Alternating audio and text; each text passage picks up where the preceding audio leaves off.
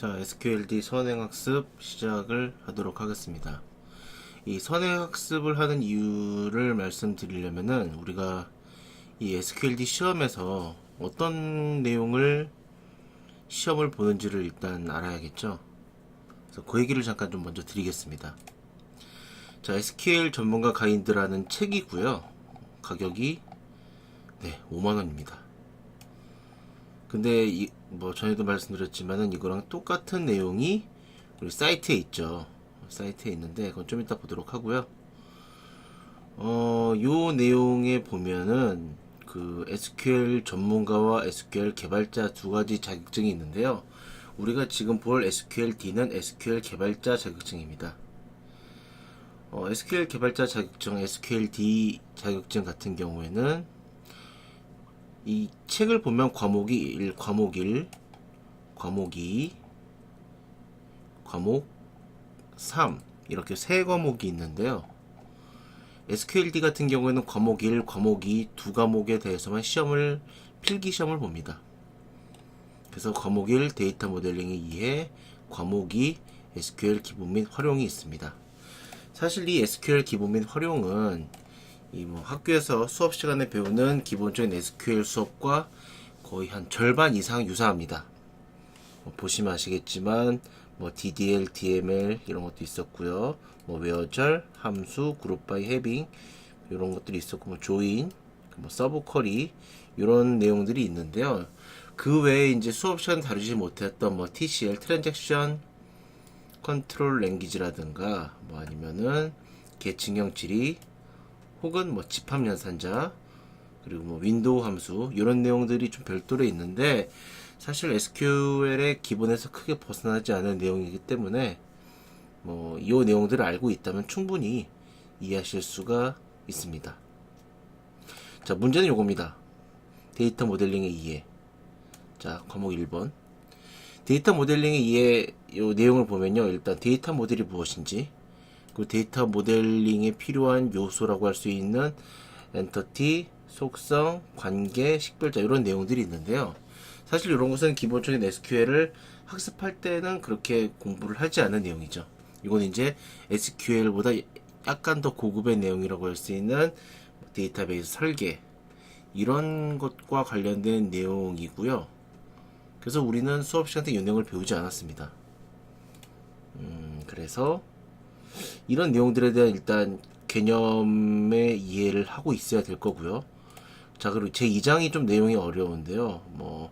데이터 모델링을 통해서 데이터 모델링을 어떻게 해야, 데이터 모델링이 뭔지는 우리가 계속 이후에 좀 계속 얘기를 하겠지만, 어쨌든, 쉽게 말하면 설계예요, 설계. 설계를 어떻게 하느냐에 따라서 성능이 어떻게 달라지느냐. 그리고 역시 이번 시간에 배우게 될 정규화나 반정규화에 따라서 성능이 또 어떻게 달라지느냐. 그러니까 우리가 그럼 분산 데이터베이스는 성능이 어떤 연관이 있느냐. 이런 것들이 2장에 나오는데요. 그러면 우리가 데이터 모델링이 뭔지, 정규화가 뭔지, 반정규화가 뭔지, 혹은 분산 데이터베이스가 뭔지를 알아야겠죠. 근데 자, 이거 보시면요. 자, 지금 보시는 게 방금 봤던 그 5만원짜리 책을 그대로 여기서 웹사이트로 옮겨 놓은 겁니다. 이게 있으니까 굳이 책을 살 필요 없을 것 같아요. 자, 그래서 보시면 이런 것들을 다 보실 수가 있고요. 데이터 모델과 성능 같은 거 봐도 이런 내용들이 있는데 사실 내용이 그냥 수험서 내용이다 보니까 친절하게 자세하게 설명되어 있는 게 그렇게 많지가 않습니다. 그래서 이 사전학습, 우리가 지금 하게 될 이 사전학습, 선행학습에서는요, 여기에 나오는 이런 용어들에 대한 좀 쉬운 설명, 자세한 설명, 개념 정리, 이런 것들을 하고 이제 요 내용들을 보면은 여러분들이 이해하시기가 훨씬 더 쉬울 겁니다. 네, 그래서 일단은 좀 대략 중요한 내용 위주로 여러분들이 꼭 알아야 될 내용 위주로 좀 설명을 드리고요. 이 선행학습을 마치면은 바로 요 이제 데이터 모델링 이해, SQL 기본 및 활용 이런 내용들에 대해서 같이 좀 보도록 하겠습니다. 자, 지금 참고 자료로 쓰고 있는 이 PPT는요, 책 제목이 개념을 콕콕 잡아주는 데이터베이스라는 이한미디어의 책입니다. 거기 있는 내용을 PPT로 정리한 것인데요. 관심 있으신 분들은 이 책이 그래도 잘 돼 있으니까 뭐 데이터베이스를 내가 좀 더 자세하게 공부를 하고 싶다라는 분은 이 책을 좀 보시면 좋을 것 같아요. 자, 우리가 SQLD에 필요한 선행학습을 하기 위해서 지금 이 내용들을 공부를 할 건데요. 크게 네 가지가 있습니다. 첫 번째가 이제 이 데이터 모델과 관련된 내용인데요. 아까 보셨던 것처럼 뭐 엔터티, 뭐 그러니까 엔티티라고도 하고 엔터티라고도 하는데 뭐 별 차이는 없습니다. 여기는 엔티티라고 되어 있으니까 엔티티라고 하죠. 엔티티, 뭐 관계, 속성, 보면 이제 식별자가 안 나오네요. 식별자가 어딘가 있을 텐데 어쨌든 이런 내용들에 대해서 이제 여기서 학습을 할 겁니다. 예, 그러니까 여기서 내용을 보면 SQLD 전문가 가이드를 보는데 그 내용을 보는데 훨씬 더 이해가 잘 되겠죠. 자, 그럼 한번 쓱 보도록 하겠습니다. 자, 먼저 데이터 모델이란 무엇인가에 대한 얘기인데요. 뭐 이런 내용들을 한번 쭉 읽어보세요. 그러니까 정보 시스템, 뭐 그러니까 전산 시스템, 요즘 전산 시스템 안 들어간 회사나 뭐 학교나 공공기관이 없죠. 그러니까 전산 시스템을 만들려면 일단 당연히 그 전산 시스템에 필요한 데이터들이 있을 테고 그 데이터를 모아놓은 DB가 있을 겁니다. 근데 이 DB를 만드는 과정에 있어서 이 DB란 것은 말 그대로 데이터가 모아진 것들이에요. 근데 데이터를 세상에 있는 모든 데이터를 다 모을 수는 없죠. 이게 한도 끝도 없고요.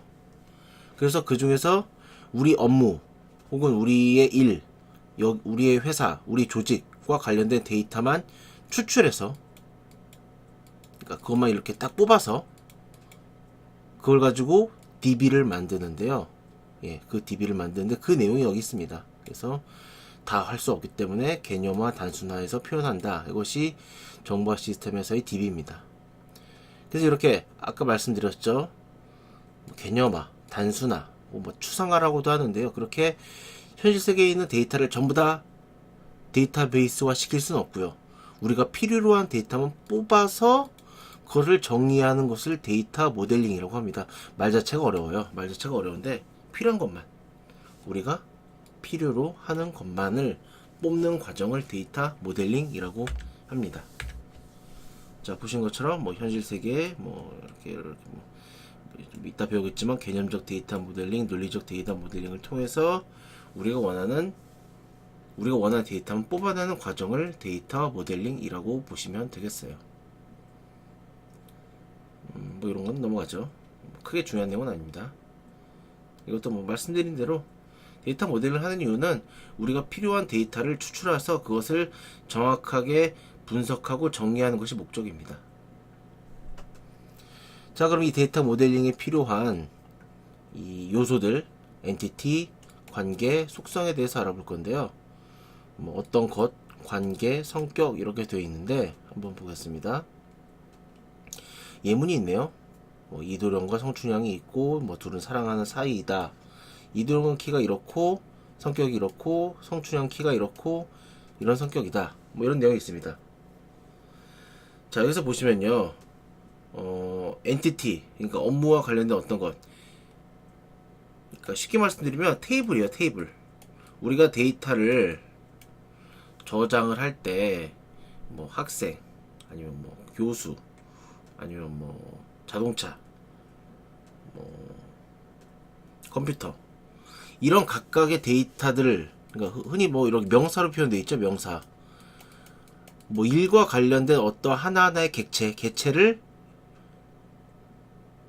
이 데이터베이스에서는 엔티티라고 하고요. 이 엔티티를 DB화 시킨 것이 즉 테이블입니다. 사실 같은 의미라고 보시면 돼요. 자, 이도량에 대한 데이터, 성출량에 대한 엔티티, 데이터 이렇게 있다는 거고요. 이 둘은 사랑하는 사이라는 관계를 가지고 있고 각각의 엔티티는 이런 속성들, 성격, 이런 속성들을 가지고 있다고 나와 있습니다. 더 자세히 보죠. 자, 엔티티, 표현하려고 하는 어떤 개체 하나, 사물이 됐던 사람이 됐던 뭔가 눈에 보이지 않는 어떤 뭐 예를 들어 정의라는 테이블이 있다고 칠 수 있잖아요. 뭐 그래서 정의의 속성은 이거다 이렇게 할 수 있어요. 어떤 표현하려는 것을 대상체가 엔티티입니다. 유형이 될 수도 있고요, 무형이 될 수도 있어요. 그래서 예를 들어 부서에 대한 정보, 사원에 대한 정보 이런 것들을 모아놓은 것이 엔티티입니다. 그러니까 쉽게 생각하면 테이블이라고 생각하시면 돼요. 예. 테이블과 엔티티는 뭐 똑같다고 할 수 없지만 거의 같은 개념으로 보시면 됩니다. 거의 같은 개념으로. 그러니까 엔티티가 나중에 이제 시간이 흐름에 따라서 테이블로 진화하게 됩니다. 자, 다음 속성. 엔티티에는 여러 가지의 어떤 성질, 특징 등이 있습니다. 요소들이 있어요. 예를 들어 부서 엔티티는 부서 번호, 부서명, 위치 이런 게 있겠죠. 그런 엔티티를 구성하는 논리적 단위를 속성, 애트리뷰트라고 합니다. 테이블로 따지면 얘는 컬럼이 됩니다. 컬럼. 자, 다음 관계. 엔티티와 엔티티의 관계입니다. 관계. 우리가 지금 다루고 있는 것이 계속 말씀드리지만 관계형 데이터베이스예요. 관계형 데이터베이스 모델 구조입니다. 그러니까 데이터를 어떻게 저장하고 관리하느냐 그런 방법이 여러 가지가 있었어요. 예전부터. 여러 가지가 있었는데 그 중에 하나가 이 관계형 데이터베이스입니다. 관계형 데이터베이스 모델이고요. 이 관계형 데이터베이스 모델의 특징은 바로 관계가 있다는 거예요. 어떤 엔티티가 있으면 그 둘 사이 어떤 관계가 반드시 있어야만이 이것을 하나의 데이터베이스화 시킬 수가 있거든요. 이게 관계입니다. 관계. 이런 관계가 반드시 있어야 관계형 데이터베이스 모델이라고 할 수가 있습니다. 소속 이런 것들 있죠. 이 관계는 나중에 테이블로 발전할 수도 있고요. 아니면은 테이블에 들어가지는 따로 테이블로 만들 수는 없지만 그 엔티티 테이블의 일부 컬럼으로 들어갈 수가 있습니다. 이건 다 나중에 다시 한번 말씀드리죠. 자, 그래서 정리를 하면은 데이터 모델링은 이렇게 정보 모델 중요한 건 사실 뭐 이런 용어도 물론 중요해요. 용어도 물론 중요한데 어쨌든 데이터 모델링이라는 과정을 통해서 현실 세계에 있는 것이 우리 어떤 데이터베이스를 만들기 위한 어떤 기초 설계 자료로 만들어야 하는데 그 과정을 데이터 모델링이라고 한다라고 이해하시면 될 것 같아요. 자, 그래서 개념적 데이터 모델링을 통해서 만들어진 게 개념적 데이터 모델인데요. 그러니까 엔티티를 추출하고 그 엔티티에 있는 속성을 결정하고 또 그 엔티티들 사이에 관계를 만드는 과정이 개념적 데이터 모델링입니다. 정보 모델링이라고 하고요. 여기서 만들어진 게 ERD입니다. ERD는 좀 이따 말씀드릴게요. Entity Relationship Diagram. 여기서 Entity Relationship 모델 같은 개념입니다. 자, 이렇게 ERD를 만들면은 ERD를 좀 더 우리가 쓸 DBMS가 여러 개 있는데 우리는 관계형 DBMS를 쓸 거잖아요. 그 관계형 DBMS에 적합하게끔 설계도를 이것도 설계도인데요. ERD가 이 설계도를 업그레이드하는 과정을 논리적 데이터 모델링이라고 합니다. 그래서 업그레이드된 설계도가 이제 이따가 보실 텐데요. 예, 그것을 이제 논리적 데이터 모델이라고 하는 거죠. 자, 같은 내용이 또 나왔네요. 개념적 데이터 모델링은 이런 거다. 그래서 이 Entity Relationship Diagram, ERD라는 것을 그리는 것이 목표입니다. 개념적 데이터 모델링에서는. 자, ERD 이렇게 생긴 겁니다. 학생이 있고 엔티티예요. 과목이라는 엔티티가 있습니다. 각각의 엔티티는 이런 속성들을 가지고 있고요. 각 속성마다 이렇게 이름이 주어지는데 식별자, 그러니까 우리가 배운 개념으로 얘기하면 기본키가 되겠죠. 각 데이터를 구분 지을 수 있는 고유한 식별자에게는 이렇게 밑줄을 그어줍니다. 그리고 엔티티와 엔티티는 어떤 관계를 맺게 되는데요. 여기선 등록이라는 관계를 설정하게 됩니다. 이 등록이라는 관계에는 성적이라는 속성을 가지고 있고요. 그러니까 어떤 학생이 어떤 과목을 들었을 때 성적이 얼마큼 나온다. 그런 게 이 등록이라는 그 관계에 저장이 되게 될 겁니다. 이런 거를 만드는 것이 개념적 데이터 모델링의 과정이에요. 이거 한번 뭐 잠깐 동영상을 멈춰서 한번 읽어보세요. 이렇게 그리는구나. 요 내용들에 대해서는 우리가 좀 이따 이제 계속 볼 거지만 한번 좀 보시고요.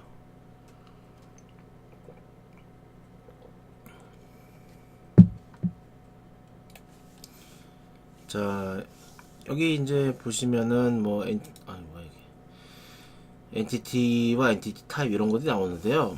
사실은 뭐 정확하게는 엔티티 타입, 엔티티 인스턴스 뭐 좀 다 다른 내용인데 일단은 우리는 이건 넘어가겠습니다. 뭐 이거를 지금 생각하면 굉장히 복잡해지고 굳이 비교하자면 자바에서 클래스와 인스턴스의 차이점이라고 생각하시면 되는데요.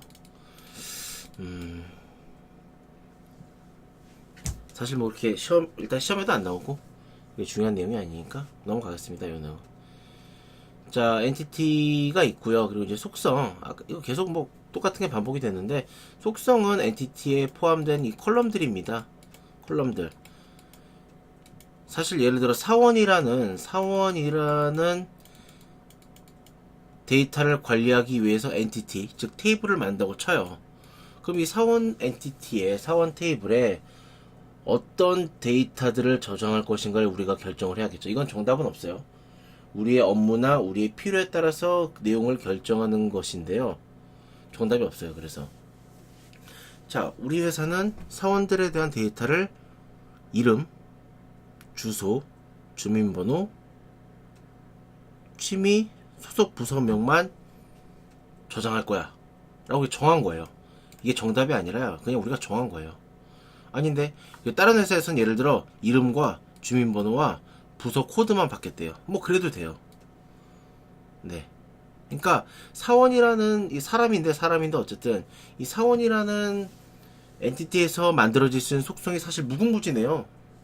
뭐 좋아하는 음식은 뭔지, 뭐 기혼인지 미혼인지, 애는 있는지 그런 것들 다 일종의 속성으로 할 수 있거든요. 근데 사실 뭐 애가 몇 명인지가 사원 테이블에 저장이 될 필요가 굳이 없겠죠. 그래서 안 넣는 거예요. 뭐 넣는 경우도 있겠지만. 그래서 우리 회사에 필요한, 우리 업무에 필요한 데이터를 뽑아내야 되는 것이 이 속성을 설정할 때 가장 중요한 내용입니다. 그러니까 속성을 어떻게 뽑아내느냐. 엔티티도 마찬가지예요. 어떤 엔티티를 뽑아내느냐도 잘 생각을 해야 되고, 엔티티가 결정이 됐으면 그 중에서 어떤 속성을 뽑아낼 것이냐, 어떤 속성들을 결정할 것이냐도 잘 생각을 해봐야 됩니다. 자, 이건 넘어가고. 자, 그래서 엔티티와 속성은 이렇게 ERD를 그릴 때 이렇게 표현이 됩니다. 사각형이 있고요, 원이 있고요, 이렇게 실선으로 연결이 되게 되어 있습니다. 자, 속성의 유형 여러 가지 있습니다. 단순 속성, 복합 속성 이렇게 있는데요. 뭐 읽어보시면 아시겠지만은 뭐 예를 들어 주민번호, 뭐 혈액형, 혈액형은 좀 아닌가? 뭐 A, B, A, O, 뭐 A, B 이렇게 쪼개지죠. 또 뭐가 있을까? 뭐 성별, 뭐 남 아니면 여자. 이렇게 더 쪼개질 수 없는 데이터를 가진 속성 컬럼이에요. 컬럼. 이 속성은 단순 속성이라고 하고요. 뭐 주소라든가 입사일이라든가 이렇게 주소라는 컬럼을 더 쪼개면은 뭐 기본 주소, 상세 주소, 우편번호 나올 수 있고요.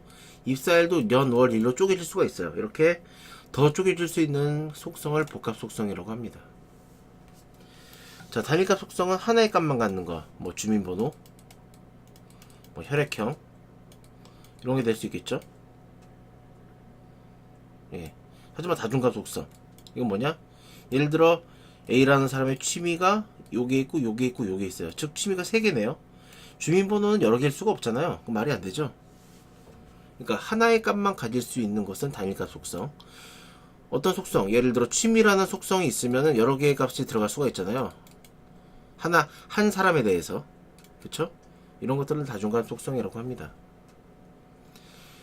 자, 유도 속성, 저장 속성. 예를 들어 나이라는 컬럼 속성 같은 경우에는 생년월일에 의해서 결정이 되겠죠. 계산을 통해서 나이를 구할 수가 있어요. 이렇게 어떤 속성에 의해서 결정되는 계산되는 것을 유도 속성이라고 하고 그 뿌리가 되는 속성이 저장 속성입니다. 예, 이런 거 좀 알아두시고요. 널 속성은 뭐 널 것 같는 속성 넘어가겠습니다. 자, 그래서 엔티티 알아봤고요. 속성 알아봤습니다. 그 다음에 이제 요 관계죠. 엔티티와 엔티티가 어떠한 관계를 가지고 있느냐. 여기 뭐 배정, 소속, 주문 이런 관계들이 있는데요. 하나씩 보겠습니다. 자, 관계 타입을 보면요. 이건 한 보시면 좋을 것 같은데 뭐 사실 읽으셔도 그렇게 뭐 잘 이해가 되시진 않을 거예요. 뭐 전공 서적에도 보통 이렇게 데이터베이스 관련 서적에 이렇게 표현들이 되어 있는데 말이 좀 어렵죠. 그러니까 엔티티와 엔티티가 어떠한 연관을 갖고 있는지를 정의한 것이 관계라는 겁니다. 관계. 그래서 보통 동사로 쓴다고도 하고요. 동사구로 쓴다. 앞서 보셨던 이런 것들이 ERD로 표현하면 이렇게 표현이 된다고 볼 수가 있습니다. 자, 이 관계에서 중요한 것이 이 카디널리티인데요. 카디널리티. 그러니까 관계를 1대1로 가느냐, 1대 n으로 가느냐, 뭐 n 대 n으로 가느냐 이런 거 차이점이 있는데요. 그러니까 실제로 참여하는 인스턴스, 그러니까 예를 들어 엔티티가 이렇게 두 개가 있어요. 엔티티 이제 나중에 테이블로 만들 건데요. 이 엔티티들을 이 테이블의 어떤 값에 대응되는 것이 오직 하나냐, 아니면 없느냐, 아니면 여러 개냐. 이거에 따라서 1대1, 1대 n, 다대다 관계가 설정할 수가 있는데요. 그런 것을 카디널리티라고 합니다. 자, 1대1 관계는 어떤 회사에서 입사한 사원한테 차를 한 대씩 준대요. 예. 그런 경우에 1대1이죠. 사원 한 명에 차 한 대. 또 어떤 차가 있으면 그 차를 배정받는 사원은 한 명이 있고요. 어떤 사원이 배정받는 차는 한 대가 있고 이런 것들. 자, 1대다 관계는 대표적인 게 요 부서에 소속되는 사원이죠. 하나의 부서에 소속되는 사원은 한 명이 될 수도 있고요. 10명이 될 수도 있고 100명이 될 수도 있고 상황에 따라서는 0명이 될 수도 있습니다. 그렇죠? 이런 관계를 1대 n 관계라고 합니다. 1대다 관계. 자, 세 번째는 다대다 관계입니다. 예를 들어 한 명의 고객이 있어요. A라는 고객이 1번부터 10번까지 제품이 있는데 뭐 1, 2, 3, 4, 5, 1번부터 10번까지 다 살 수가 있어요. 그렇죠? B라는 손님은 5번부터 10번까지 사요. 이런 것도 가능하죠. 물론 C라는 손님이 있는데 안 살 수도 있어요. 예, 고객으로 등록은 돼 있는데 안 살 수도 있어요. 그쵸? 가입만 해놓고. 반대로 상품이 있습니다. 상품도 요 1이라는 상품을 A, B라는 사람이 다 사고 있죠. 2라는 상품을 A라는 손님 혼자만 살 수도 있고 A, B, D, F, G 이런 사람들도 살 수도 있고요. 아무도 안 살 수도 있어요. 즉 0부터 N까지죠. 이런 관계를 다대다 관계로 합니다. 자, 1대1, 1대다, 다대다 관계. 물론 이것은 우리가 데이터를 어떻게 저장하고 이렇게 만들 것인가에 대해서 결정을 한 뒤에 이런 것을 그려야겠죠. 이게 그냥 툭 하고 튀어나온 게 아니라 뭐 당연한 얘기겠지만 예를 들어 우리 쇼핑몰은 특이한 쇼핑몰이라 상품이 오직 한 개밖에 없고 고객은 그 상품만 살 수 있다. 그러면 이건 다대다 관계가 아니라 1대다 관계가 되겠죠. 그리고 이런 쇼핑몰은 없겠지만 우리가 상품이 여러 개 있는데 모든 고객은 오직 우리 쇼핑몰에서 무조건 단지 하나의 상품만 살 수 있다. 이런 건 1대1 관계가 될 수 있는 거예요. 즉 이런 걸 만들고 나서 일이 결정되는 게 아니라 우리가 일을 어떻게 할 건지를 결정한 뒤에 그걸 기반으로 이렇게 뭐 관계라던가 엔티티를 설정을 하는 겁니다. 아시겠죠? 뭐 최소값 나오는데 이건 넘어가겠습니다. 그러니까 0부터 0일 수도 있고 1대1 관계에서는 아무도 관계를 안 할 수도 있지만 끼케야 하나라는 거죠. 아닐 수도 있고 끼케야 하나, 아닐 수도 있고 뭐 무한대, 아닐 수도 있고 무한대, 1대1, 1대 그 다대다, 1대다. 요 내용들 한번 보시면 좋을 것 같은데 뭐 예시를 통해서 보겠습니다. 자,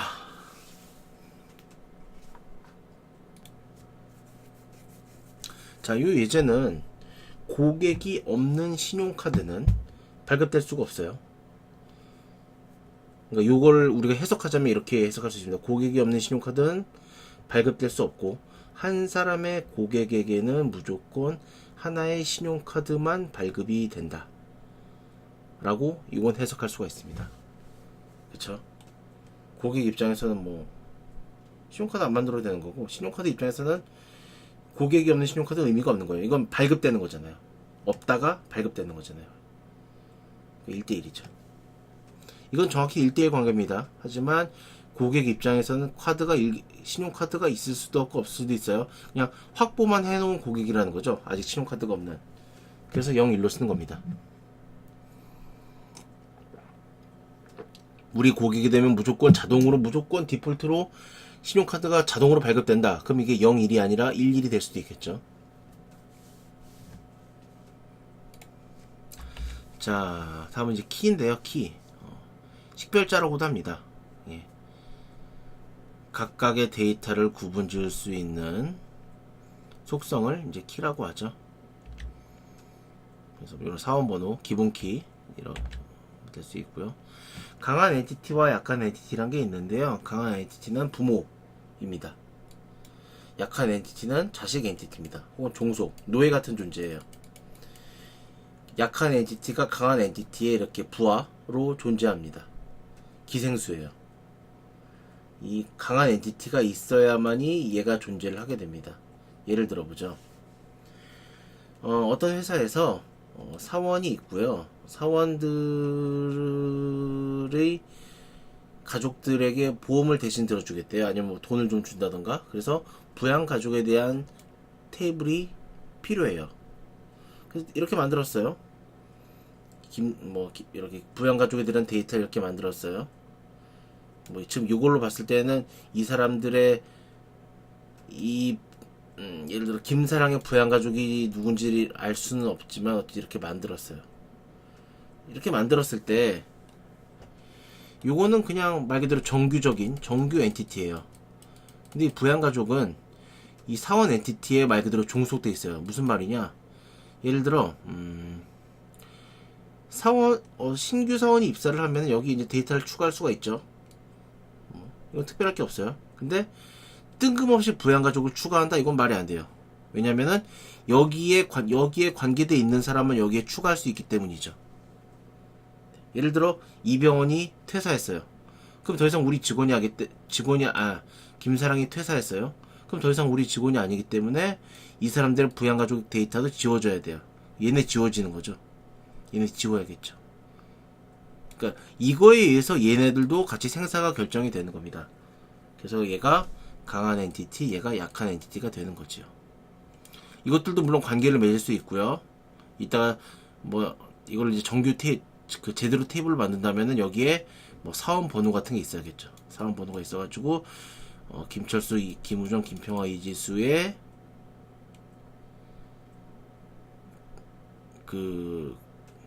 김사랑의 부양 가족임을 알려주기 위해서 여기 김사랑의 사원 코드 같은 걸 넣어주면 좋겠죠.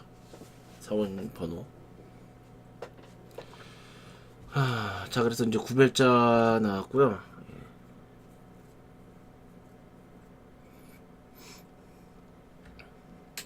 이게 무슨 말이냐면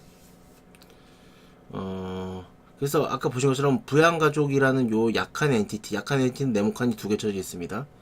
약한 엔티티에서는